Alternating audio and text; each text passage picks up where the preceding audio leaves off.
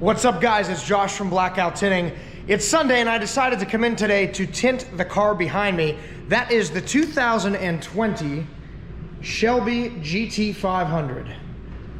This particular car has the carbon track pack, which means we've got carbon fiber wheels, which is really cool. And some other things, I'm sure. I'm not sure if this comes standard on everyone or just the carbon track pack, but we've also got a massive carbon fiber wing with a grasshopper. So this car is straight from the dealership, and it's here for window tint and a ceramic coating. You can see the plastic and all that stuff is still on the car. It is purchased, somebody owns it, but it came here without really being driven. There's 19 miles on the car. I assume that's just from delivery and maybe an initial test drive or something, but here she is, guys. Got the Recaro sport buckets and no back seat. So we're gonna be tinting these windows with a 20% window film on the front. We're gonna use the Prime XR from XPEL. That's a ceramic window tint to block out lots of heat and also look good, of course, and the back section is gonna be getting a 5% film.